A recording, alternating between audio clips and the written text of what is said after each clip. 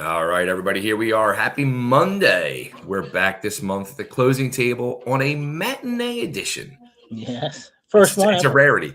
First matinee edition ever live. We are live on Facebook, we're live on YouTube, and we are brought to you by NextHome Brandywine out in Parksburg, Pennsylvania, and the man in the middle with the master plan, the 20-year experience realtor and realtor owner of NextHome Brandywine, Mr. Dan Pizzi. Dan, take it away. Good afternoon. I think it's the first time we ever said that. Appreciate it. We've all been busy and running different spots here, so we wanted to get back to. It's been a little over a month, so we wanted to jump on here and give you our thoughts and some hubisms as we get into April. The year is flying by. We'll bring everybody in here for some conversation, but I was telling the guys before we got on, it's busy again. I mean, we started off busy last year and we tailed off in June a little bit. But as of right now, it's as busy out of gate as it's been in the last 7, 8, 10 years. Over asking, high prices, high interest rates at 6.625 roughly right now. So the interest rates went back up about a half a point. They didn't go down into the high fives like we wanted. But the activity for houses, I was just telling the guys, for houses that people want, they're really not looking at townhome and association fees and stuff like that if they can stay away from it. Small singles, certain markets are hotter than others, but we are very busy. If you're going to jump into the market on the sales side or the buy side, there's probably now you need to jump in. Don't wait. You can always handle the communication if you don't need to settle until people get out of school. But I would jump in on this market while it's hot now. I just sent an email to a friend of mine that's looking to list his home in Pottstown. I just said, what are you doing? Because if you're going to jump in, let's maximize the return. We don't know how the market's going to go, but right now, blazing hot. Hub, what do we got, Hub? We've been trying to catch up on the phone, Hub and I, to no avail because I've been running around like crazy. And Hub always sends me little articles and videos to keep up on the current conditions. As you know, Hub is down in the Dallas area. Bay is down in Tennessee, and we've had a lot of people moving from here to those two areas as of late. What do we got, Hub? What's going on with you? What are the kind of sales that you're doing right now? Or are you selling for people? I'm all over the place, believe it or not. I have buyers in the multi-million dollar sector from 1.5 to 2.2. Inventory's thin, and when the inventory does come up, believe it or not, that market used to be a little soft. It's selling quickly. So, and just to be honest with Plainspeak, I don't generally tend to sell a lot of $2 million houses. I'm more of the working class folks. But I was surprised at that market segment. It's tough right now, and there are buyers in that segment. Most buyers are looking, if they're move-up buyers or their funds are a little bit more fluid than others. Most people looking in that 500 to 600 range. Small singles, people look for good school districts. Most of those houses are in the low 2,000 square foot range, tend to be 50 years old roughly in that category. And you're looking at 5 to low 600s is really the sweet spot. You really can't get anything in the fives. 550, you're lucky if you steal one. Most stuff's 585, 600, 610, 625. And I still have my investor type houses that we've been moving that need work. I've one in Fallcroft on a double lot right now. If any investors looking at that, reach out to me. It's a nice property. So I'm from, believe it or not, from the 200,000 range right now to the 2 million range as usual. And we're spread out pretty good. A lot of people still looking to move further west to Lancaster and out into those areas, even out towards Harrisburg, because the work is picking up in those areas. And the areas closer to the city are pretty saturated. And even the city itself, as many challenges, I'll leave it there, as there is in the city, a lot of people are still looking to be closer to their work because of the cost of gas and the commute times. And that's starting to be, even though it's just starting to happen, again, it's a talking point. It's starting to be a factor. So that's where we're at. That's what's going on. Yeah. So do you, if your wheelhouse, at least right now, is is more in the like 500 range, but you're doing the 2 million. You're doing some 2 millions. So you actually want to definitely study up a lot when you're working on those 2 It's million true. ones, Yeah. because you want, that's basically, you're going to learn as much as you can from that, because you want to have some of those customers later. True. And And it's true. I call that a template. You take your thing that's sort of outside of your wheelhouse, and you do the very best you can with that, so it's a template for the next customer of that type. It's true. There's less of a market segment because of the the amount of funds you need to get into that. And I Yeah. tell you what, we call it the main line a lot down here. There's a lot of people that are already saturated that market. And like you said, I'll play in the space when the need arises, and everyone would like to be in that space. But I just looked up. I'll give you an example. I never heard of the guy. Looked Cusini, Italian guy. Showed one of his places. I go, I never heard of this guy. Let me look him up. Local Keller Williams guy. He closed just under $12 million already this year. And just think, our commissions are 2.5% to 3%. Do the math. So I never heard of the guy. The guy crushed it for close to $300,000 in his pocket this year. This is how busy, and he's in that segment of 500 to a million. I think he closed like 17 deals. We just got into April. That's how robust. Holy hell! Oh yeah, And it can be oversaturated, but that still doesn't mean that you don't want to hone in on that, because you definitely want to be more versatile, and it makes you more well-rounded when you go outside your box a little bit. I always get at least one of them a year, 1 to 2. I'm more volume, in my segment. Like, I'll do anywhere from 15 to 22 deals a year. This guy did 17, 18 by April. I mean, it's a lot of business. The way I do business, like, I have 2 arms and 2 feet in every single deal. We were just talking about the amount of stuff I do for people is kind of a little bit overboard, but that's just what we do. And it's been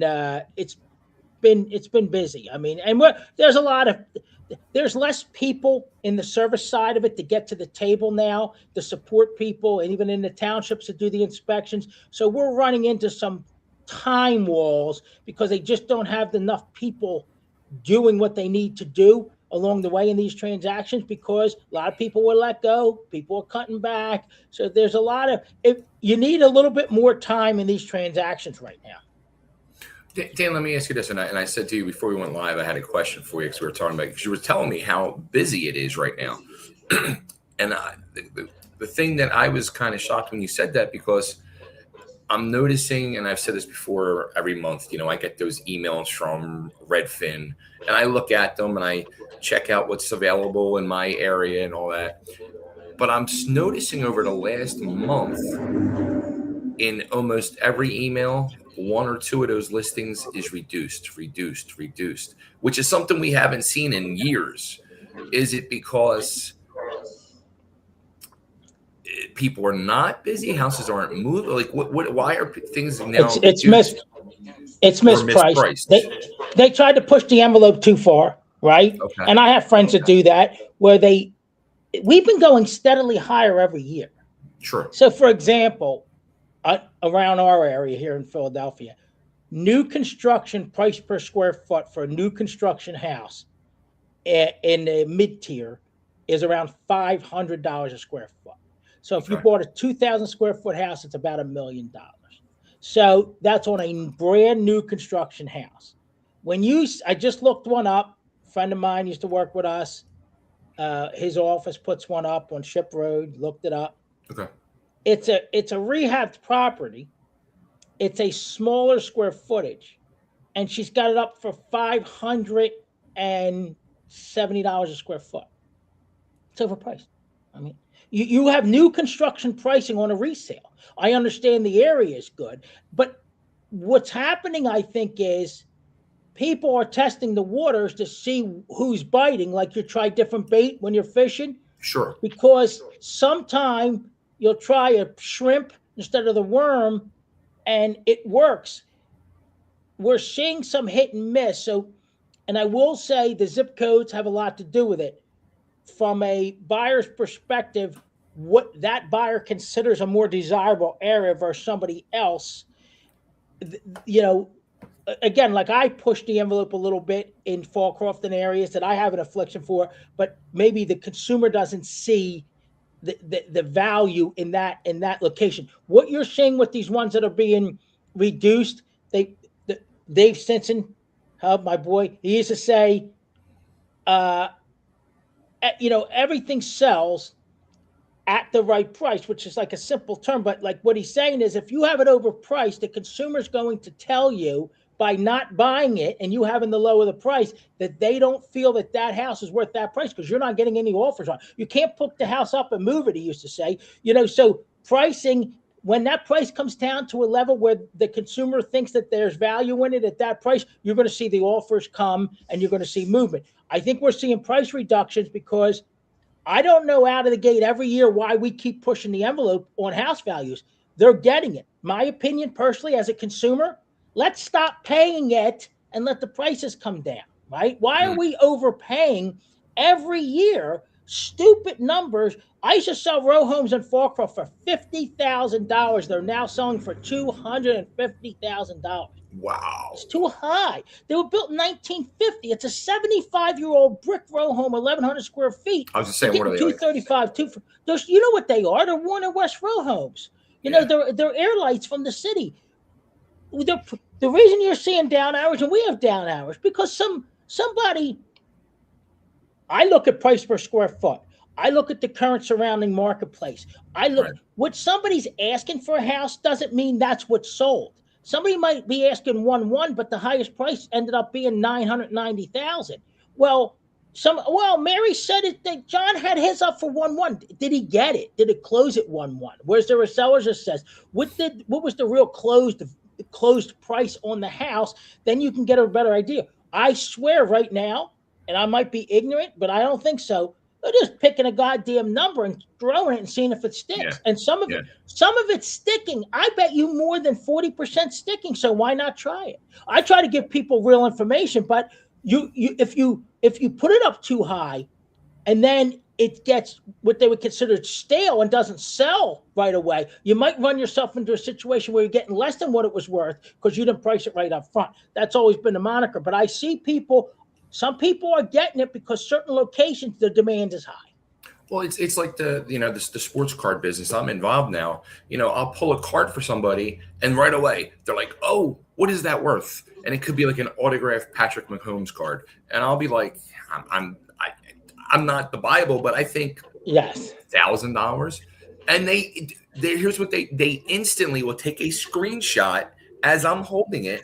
And they'll put it on eBay for $2,000 instantly. And I've had one person tell me within 30 seconds he had an offer for $1,800. See? And that's he made money before he even bought it. It wasn't even in the mail, and he already had it sold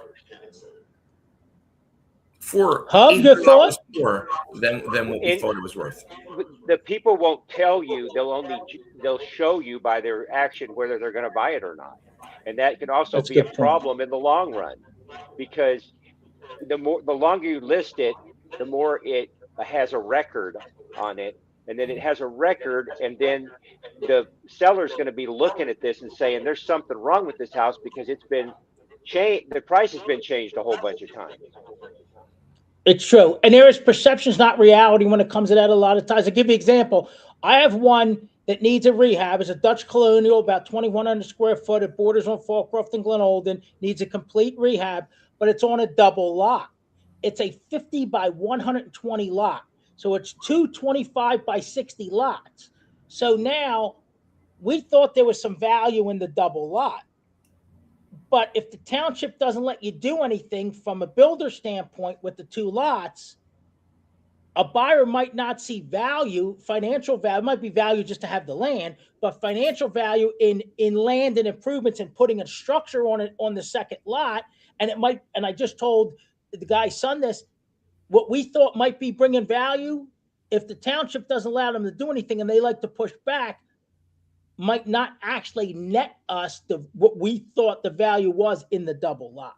How would you research that out about what you could do with that extra land? Well, what and it goes hub. It goes by the uh, zoning code. So how is it zoned? So this, if I'm not mistaken, is zoned to where you should be able to separate the lots. But what you need is, because the lots are under one tax ID technically. Well, it's under two on this one, but it's kind of a joint thing. Bottom line is the township will have to give you a variance, and that's going to take a minute. And the townships sometimes like to like ragdoll people a little bit because they can.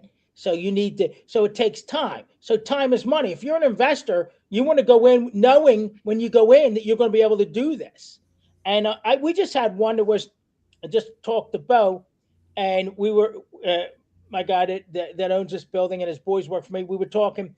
He's got one that has a lot behind a structure, and it's approved zoning wise, and you could put like a 16 unit building on there.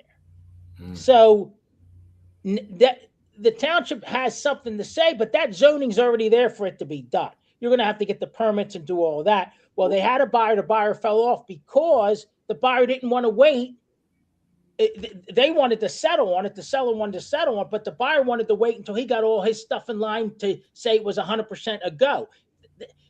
Again, there's too much of a disconnect in the time lapse between. So you really have to kind of make an educated guess. It's zoned for this, yes. They can't allow us not to do it because it's zoned, but it's going to take a minute to get the zoning permit. So there's a lot of. Do people sneak stuff in? As far as like building put a shed in there and then rehab the shed into something or whatever? Yeah, and out. I'll say this: when it's more rural, there's less eyes on stuff. You'll never get away with putting up a stick in Delaware County, and Bay can attest to it. They're there. They want their money. Like out here where I'm at, in East Fallowfield, they're not out every day looking at that stuff. So again, like on some of these ones that you have to think and they're outside the box, there's a time involved there. If you did your due diligence ahead of time, then you're in a better position to purchase something and get a deal done than if you're trying to do it on the back end. They fixed our NextHome Brandywine stuff at the bottom. I know you. We got to have Johnny Hotbody on Bay one time. Oh, you don't want to do that. You don't want to do that. But you must sell some commercial property. I do some commercial. I have experience with commercial. Commercial's all. I'll say this about commercial. There's no emotion in commercial. It's all based on the numbers. Location has to do with everything, but commercial, you don't have any emotion where you like it. I have to have it. Like it's going to be my family home. With commercial, it's 1 + 1 is 2. It's not 1. It's not 3. And there's no emotion in those transactions. If the math works for people, that's what they go with. Yeah, but whatever their math is might be wrong is the problem with some of those people. Yeah, it's true. And then, Rob, it's a good point, even with the residential side. It's a perceived value. Like the gentleman I'm selling his house for, he said down in Falkirk, he believes his double lot and his home is worth more than one of the row homes. Well, it's a totally different. His house needs a rehab. He's got a double lot. He's got 2 outpost houses, but they both need work. I see his point of view, but does the consumer see the value in it? And that's the thing. I tell the story all the time, that Pete Rose ceramic baseball card. I said to my dad, look, I got this signed Pete Rose ceramic baseball card worth $50 back in the day. He goes, I'll give you 50 cents for it. So I said, what are you talking about? The book says it's worth $50. He said, it's only worth what someone's willing to pay you for it. So he said, and I'm willing to pay you 50 cents for it. So that was just a lesson in, the books, you see it. Some people's demand is higher and they'll pay more for a card if they have an outlet for it or desire for it. And it's the same with real estate. And as a realtor, you got to kind of play in that space and look at all that to try to make sure your pricing's right and that you maybe are able to procure a buyer and get them on the hook that somebody wants to play in that particular space. So there's a lot that goes into it. So you have Lisa Cranshaw works in your office. And then you Correct. have a couple of other guys that are also agents. Is that right? Yes. Right. So Lisa sells. She's second to me in sales in the office. She does several million a year. She's from England. She's been over here. She came over here as an au pair. She does very well. People like her. She's very respectful. She's been in it about 7 years. I trained her. Actually, Dave trained her a little bit up front, and then she came over with me. And then I have both sons, Matt and Mason, who eventually I hope will take over this, and I'll just eventually slide in and work with them. And Well, who are then we have they're the sons of who? so Bo DeForge used to be my mortgage guy who owns this building. They own about 135 rental properties. So Bo retired from the mortgage business. Him and his two sons, one's 30, one's like 27, Matt and Mason. They work with Bo and they run the rental side. It's all theirs. It's all theirs. They own it all. And then they're licensed under me on the real estate side. So all their real estate sales go through me, and they own a property management with their own book of business. So that's their main business, is the property management. Yeah, they do well with that. And then they also sell. And they sell their, like they just came in this morning. We're selling off a bunch of his one portfolio. So we have several up. There's New Street, there's Oak Street. You'll see them, Bay. We'll put them on the noontime listings. So they just went up, and there's going to be a few other ones. So we talk about different market segments. We're going to have some of our portfolio and our listings in that investor rental market segment going up for people that are looking for second properties. We're starting to get people looking to diversify their portfolios. So they did well in the 401ks and in the investments. They're starting to take some money from certain segments and say, hey, let's put that in real estate. Some people feel that might be a diversified, safer option, however you want to look at it. So do they sell together, or do they sell like as separate people? Like one guy, what's the guy? One guy's Bo, and who?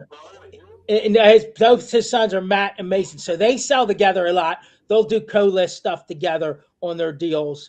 Good guys, both college educated. Sometimes Matt has a sale that he sells, and sometimes correct. Mason has a sale, but sometimes they sell together too. Correct. Those guys must be really close to be able to do that as brothers, huh? Yeah, they do pretty well. They get at each other like any brothers, but they do pretty well. Both good guys, very intelligent, unique, different personalities. I like having them in here because, like I said, a lot of my views are old school, and they're the new younger crowd.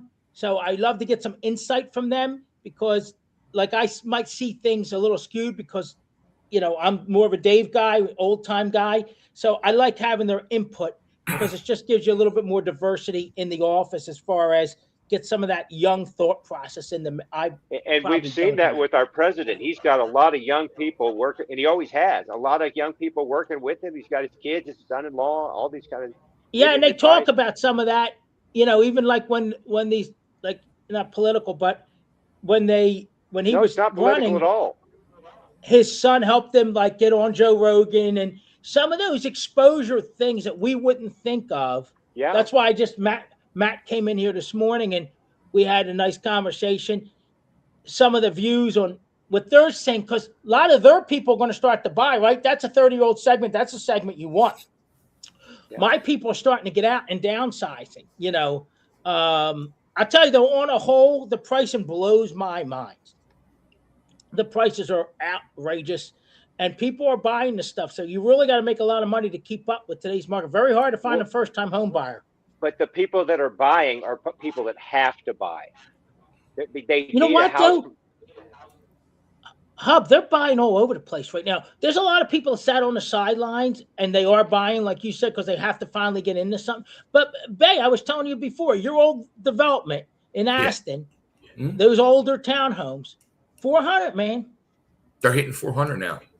Holy shit. I paid $84,000. Yeah. So we were selling them for $330, $330. Yeah. It's craziness. We were selling them for $330, $340. They're bumping $400,000. And I had seen when I left there 7 years ago, there's a HOA fee, which is a nightmare for places. The HO fee then, when I left, was $225. I think I saw recently it's up to like $400 a month. Yeah, most of the HOAs have gone to $300 to $400 a month. Now, think about this on a mortgage for a young person saying they have to buy, they want to get in the market. They say, well, I'm going to get in a lower price point, which is the entry level price point now is around 400. If you get under 400, you're doing good. So you get in, and then you have your taxes. Ashton's expensive in that area. You have, you're probably at about $5,000 in taxes, right? Now you add another $4,800 a year in HOA fees. So now your taxes, that's a tax. Now you're at from $5,000 to $9,000 in taxes. Springfield, it's lagging a little bit up here in Hub. You don't know the area, but Springfield, their taxes on a 1940s, 1930s single, I just looked one up from my buyer. It was the house was $625,000 for a 2,100 square foot house built in 1940, and the taxes were $11,400. Now, people say, hey, I can afford X. I can afford up to $600. Okay, let me do the math for you. I do a buyer's estimated closing for you. I add in $11,000 taxes, right? I add in a $400 a month HOA fee, and what you thought you could afford just went down by $75,000 because your numbers ratcheted so far up. It goes the other way too. I have people looking around $550, $600 at $7,000 taxes. Well, I might be able to get them to something that's $625 or $630 if I can get the taxes down. I saw one the taxes were $5,000. Well, that saves them $2,000 on the taxes, which might give them more buying power. So what you think you can afford may not always be true, and that goes in reverse too. The numbers matter in these transactions, and these HOAs are out of control. And a lot of people will say to me, I don't want a townhouse. But again, your house, there's single developments that have HOAs now. They do. The one next to me, the houses start at $525. But it's crazy, and I've said this before in the past, and I've noticed again looking at these emails, some of these single developments that have HOAs, they're $35, $40 a month compared to if you go into a townhouse development, you're instantly triple digits a month. Well, you know what? I think something has to do with it. It's a lot of the lawn maintenance and the cost, and it's a lot of the snow removal. Like with the townhomes, a lot of the times they're not on dedicated streets, so they have to pay for their own snow removal. And there's like across from me, there's 3 circles. They have to pay for the snow removal on the circles, and they have to pay for the common area lawn maintenance. So the cost is getting absorbent. But it also is affecting the home ownership because of I'll give you an example, Painter's Crossing, right? Yeah. So they're built in 1972. They're as old as me. They're going to be 54 years old. The HOA on a 2-bedroom, 2-bath condo, 1,060 a month. And they're selling it a little lower because of that, but 2-bedroom, 2-bath, a 54-year-old condo built in 1972, 1,060. And now they said they got to redo the cladding because it's all stucco. And they said that's going to go up. Wow. You're in trouble there. I mean, you're paying $260 a week. You're not getting really anything out of it. Well, how about this? In the development I live in now, and I rent, I kept seeing, like, I'm on a Facebook group, and I kept seeing all the homeowners saying, what's the update on the assessment? What's going on with the assessment? How much do we have to pay? So I was like, what is going on? So I talked with our board president, who lives a couple doors down from me, the other day, and she was telling me in the courtyard across the way from me, they're having flooding problems. Like when it rains, the water's coming through and flooding those houses. And then it's coming down here, but nobody else is getting flooded. So they have to do an assessment and do work. And every homeowner has to now pay a one-time $1,000 fee, assessment fee, to fix that problem. Yeah. Now, my mom, they raised you. No, but he's still gonna his landlord's still gonna have to pay that. My landlord's got to pay it, and he owns 4 houses in our development. And there's a couple houses, a couple hundred houses. Now, Hub, think about this. That guy owns 4 houses, so he has to pay $4,000, right? Who's asking? And Dan froze. Is that going to come? Did we lose everybody? There we go. You're back. Oh, good. We're back. All right, good. So that guy's going to end up raising your rent to cover the assessment. My mom's assessment was $140 a month on a house for 3 years because they had a plumbing, a water drainage sewer issue. Mm-hmm. Yeah. We there? Go ahead, Hub. Yeah. The problem is that everything is nickel and dimed us so much. You know, if I'm going to go to a restaurant, Yes. I'm going to go to a restaurant that is. I'm not going to go to a cheap restaurant. I'm going to not go to a super expensive, but I'm going to go to a place that's good and is a decent price. You know, $50, $60 for me and Miss Ann, maybe at the top 75 with the tip. Okay, at the tops, but you're going to spend maybe $40 or $50 just going to fast food. So you might as well just go to a nice place and spend just a little extra money. It's worth it because you're going to enjoy your meal, and in the meantime, other times you can eat at home.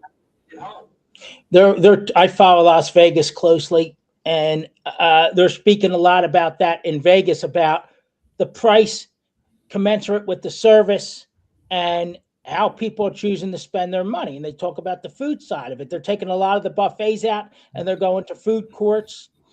And again, like Hub said, they're nickel and dime. That's why when we got on today, we're getting nickel and dime to death. That's why people buying homes, I try to make them understand you better not spend a large portion of your monthly income on your property, because with all these incidentals increasing so much, you're getting crushed.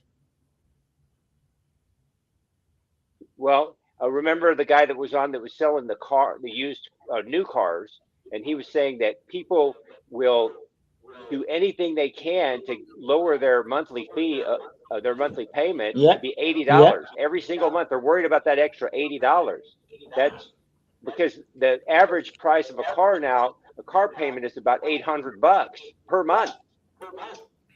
And the maintenance on these cars are so expensive that people run into large maintenance bills. People that have Volvos and different cars, like the Volkswagens, like I have, the cost of repair are high on these, and you can't do it yourself because the technology is so advanced on a lot of these vehicles. And like my buddy, he says, I'm going to buy a BMW. I go, you don't like to pay for maintenance.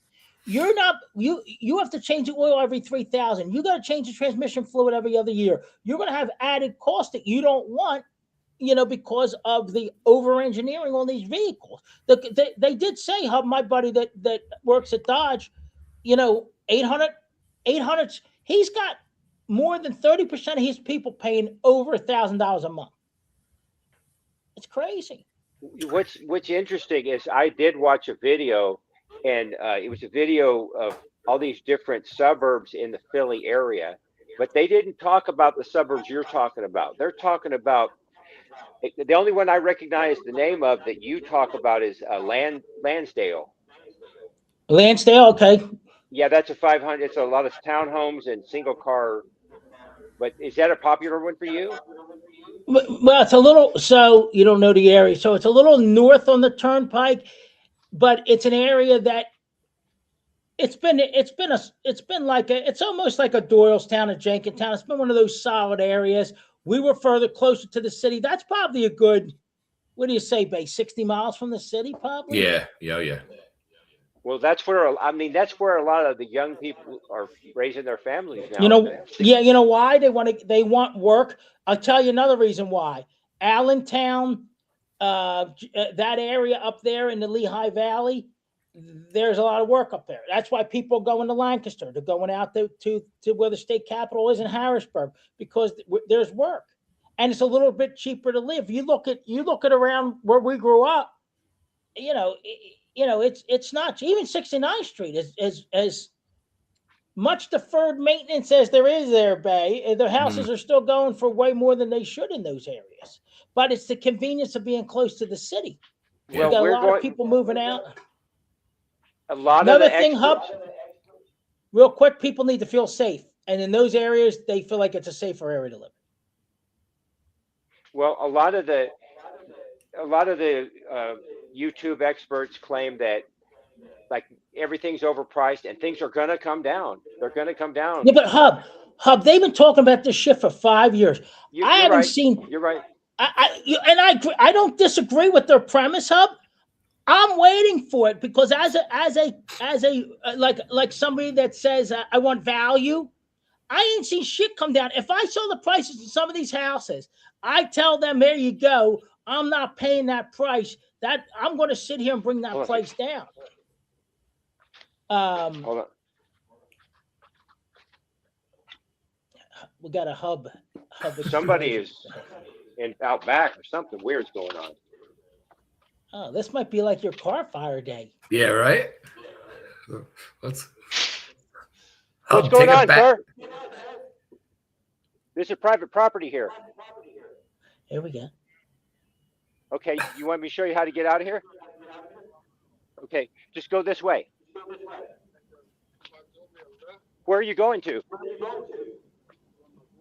Yeah. I know, but where area are you going to get? I'm gonna be in this area. Okay. Just go out the front here. Yeah, sure. Just go down this way, down the cul-de-sac here.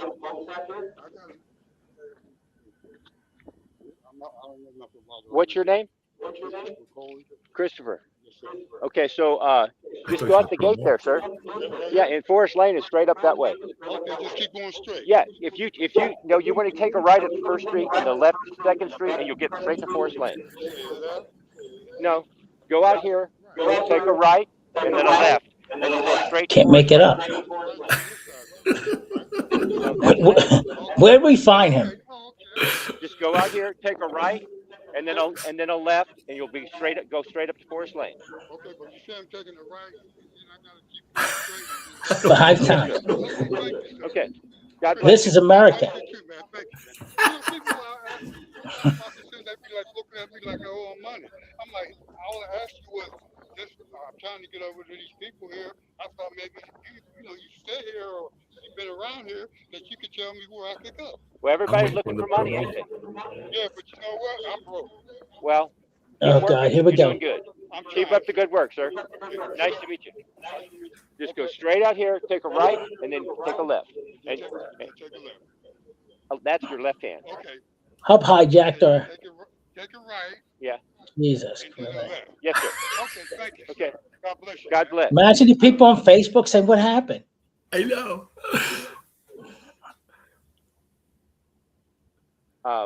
That's You got to Okay. recap that. yes, sir. Go straight.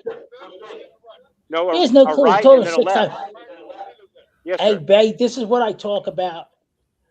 When people don't listen, you can't get anything done. This is a perfect example. How many times did he tell them where to go?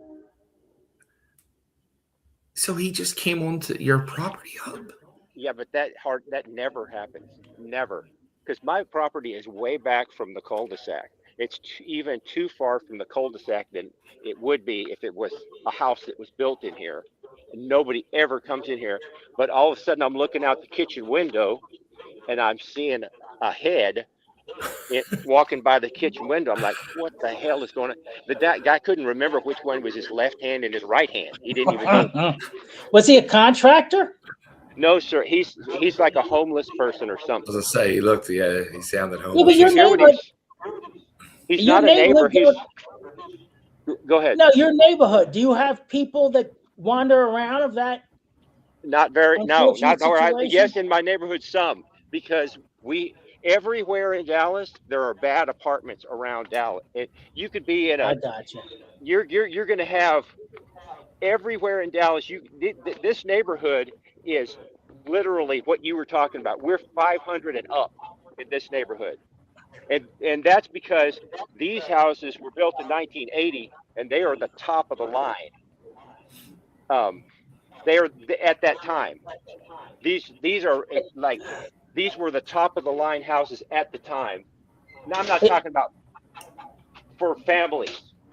And so these are, like I say, these are 500 and up in this neighborhood. I'll tell you So what, if he, I give there's Hub bad credit. He apartments jumped everywhere in right Dallas up. because- I'll Now- give you credit. now how You would I jumped have right handled up and that, Bay? you went out there. What'd you say? I said you jumped right up and you went right out there. Like, who's on my property? I would have taken a bat with me. Who knows? Well, there was nothing wrong. He's an old guy and he was a little senile or something. He was something. I was basically interviewing him on the air, and he didn't even know. I thought you were going Yes. to put him on air. You were very, did you see him? very respectful, Yeah. Hub. Very respectful. guys I see would him? have SD Yeah. Joned him. Oh, we saw him. Joned He got a You- he got a headbutt right in the side of his head is what he would have got if I went out there. That's Well, But, yeah, you don't know what they're good. You don't know who they are. But it's like, That's what true. the hell? You're this private property, you know. But yeah. Wow. there you go. That was your excitement for the day, Hub. That was Now, your were excitement people for on the day. Facebook asking what happened? No, but I'm sure they will. I'm sure I'll get those phone calls later on. What is Hub doing? That's why we have Hub on. It's instant entertainment. You have no idea what the hell's going to happen on this podcast from month to month.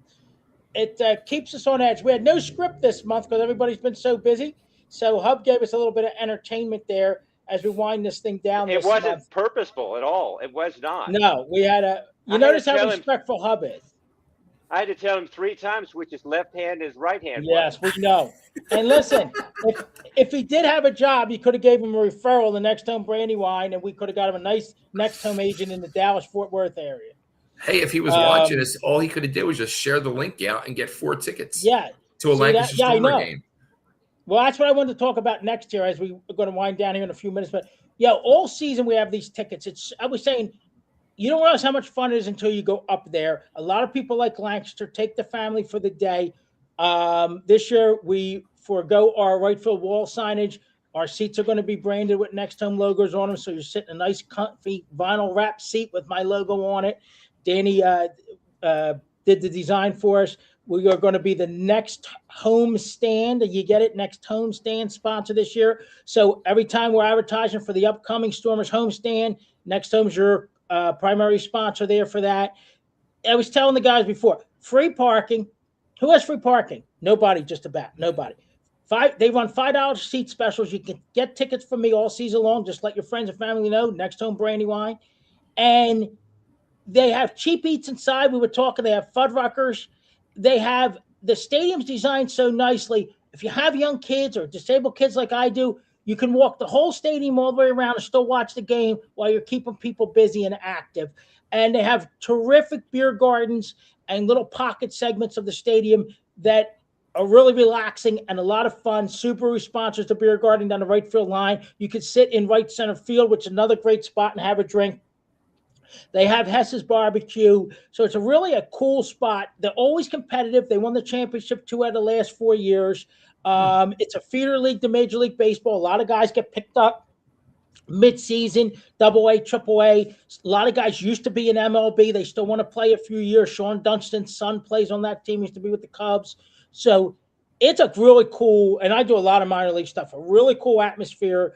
They're terrific to partner with. It's great management staff. So Bay shared it out. We'll keep that going all year long. They're a primary sponsor, and also LaSalle Explorers men's basketball, another primary sponsor. It was awesome. So Dan was a stagehand, and he was the backstage manager for this year's play Into the Woods. Did a lot, learned a lot on the construction side of things, and he was managing the entire crew, 16 people from the backstage, helping people with their lines, on and off stage, moving the set around. So, when kids go to college, I hope they grow, and learn outside of the books. The books are one thing. So, and then I noticed the TV station needed help because they were doing a fire safety show for the city. And he went down and helped Miss Tanya at the TV station and did the audio for the fire safety show in between. So I hope he went to class this week because he did a whole bunch of stuff, extracurricular outside of class. But we're still supporting, next time, still supporting LaSalle men's basketball. And that's a competitive field with the NIL. And he wants to live off campus next year. So going to be interesting. Going to be an interesting year for him. So on the real estate side, we're busy. Interest rates are high. We had a lot of discussion on, kind of townhomes versus single homes pricing. Take a look at your taxes. Make sure your agent does an estimate for you. If you don't hire me, you don't hire one of my team, like Hub mentioned some of our people, make sure your agent's giving you an estimate of closing if you're a buyer or a seller. A seller's net sheet or a buyer's estimate of closing, so you know what your numbers look like at a certain interest rate, what the taxes are, what the homeowner's insurance is, what the homeowners association fee is. So make sure you have that stuff. Any last words, gentlemen? Hub, what do you got? We have Hub. We're going to line someone else up to tour the property over there next podcast. Or what? Yeah, sure. I'll give you a little tour of the property. I was going to tell you, I got this coffee mug of Chubby's restaurant here in Dallas. I Nice. still got I to love send that them. logo. This is a vintage one. This is when they had 4 different locations, but now they only have 2. And so I got to get one to Bay, and I don't know exactly if it's going to look exactly like this, but I'm sure the logo is the same. And so that's going to be. I'm drinking out of it right now. See. Nice. So we got Chubby Dudley Very and good. Chubby's restaurant. So Bay's going to have Chubby's coffee cup. Look at that. There's 2. There's We one need in to make you Plano one now. for Chubby Dudley. I'm gonna There's- make Shelby's coffee, period, and hot sauces. Hey, I had a guy doing that. It's big money. One quick thing. How was your visit up here when I was in Florida and we were down seeing some baseball? How was your visit up here? It was to awesome. It was awesome. It was a good time. Did you have a nice a lot of turnout? fun. Yeah, it was better than I expected. We had a lot of fun. Frank was there, Mr. Ooh La La. Yeah, we had a really good time. We had a really good time. It I looks still like you had talk a to lot of Wyndham. attendance. What's that? You had a lot of people there. Yeah, it was like 20-something people showed up. That's good. It was It's tough nice. to get It was anybody nice. in. It's like pulling teeth to It was get nice. people out. What there's going to be I think the date is July 12th. The documentary premiere for Joel and the TWA will be July 12th in a theater. I think he said in Ambler. When I get more details, I'll let everybody know, but I'll be back up for Well, that. how's that going with that? We started talking over about a month ago. He actually texted me during the luncheon, and we started talking. So Are you going to be promoting, or what's going on? no. No, we're just going to be the rollout of the guy did a lot. I mean, if you Yeah. followed them, it was a lot. I mean, it was a pretty good mark on Philadelphia wrestling scene. Absolutely. He did a lot. Yeah, I filmed my interview segments for the documentary when I was up there, and I'm looking forward to seeing it. It's going to be deep. It's going to be. It was a deep emotional interview for me. So I'd start crying during everything anymore. So I was crying during that interview. And But what are you doing with it? What are you doing with it? You're just going to go visit that thing, or are you going to help? they're doing an actual movie premiere in a theater for it. So I'm going to go up for the premiere. Just as a participant. Yeah. Okay. One more thing, I was able to thank. We went to Lenny's, and Lenny's was nice enough to put a nice mural on their sign for Carl down in Clearwater from Carl's Cards and Collectibles. Oh, that's awesome. I was able to thank the folks at Lenny's. I said, that meant a lot to the people up there. So they said, oh yeah, I met the guy that did it. And, this guy put it up there. So I said that they're good at Lenny's. They really think outside the box. So nice tribute to Carl. And it's crazy because that was somebody we had talked about having on the podcast too multiple times. Yeah, he was great, Carl. But he had a great podcast. Yeah, well, that was the big problem. His podcast that he did was on Wednesdays, and that's when we normally ran was Wednesdays. And now, sadly, too late. You never know. You never know. You never know. All right, boys, everybody, nexthomebrandywine.com. Keep it in your head. It's real service. It's humans over houses. Every single day we live it. I buy you smoke alarms, fire extinguishers. I just dropped off to my guy. It's nonstop helping people get from A to B. And Hub was nice enough to bring up some of our co-workers over, with the company at Next Home Brandywine. What's that, Hub? You even help turtles too. I just fed the turtle. I got extended feeding. Good thing he stayed alive. I had to go buy extra lettuce. I wonder where all his money goes. It goes to lettuce for the turtle because it's like $4 a bed. And turtle eats like $3 worth of lettuce a day. So it's nonstop with all that stuff. Hub, thank you for bringing some entertainment here in the afternoon matinee of the Closing Table podcast. We're going to try to go monthly. I just been so busy. It's not the guys, it's me. So we're going to try to get on back to our monthly routine. And Bay, get us out of here. All right, you heard it, guys. Make sure follow the rules below. That is streaming across your screen. Share this link and win 4 tickets to see the Lancaster Stormers, courtesy of Next Home Brandywine. You'll be on them Next Home stands. And we'll be back next month. Everybody, nexthomebrandywine.com for all your real estate needs, because our superhero in the middle, Dan Pizzi, will get you superhero service. Till next time. Thanks, See you, guys. everybody. Thanks, Hub. Thank you.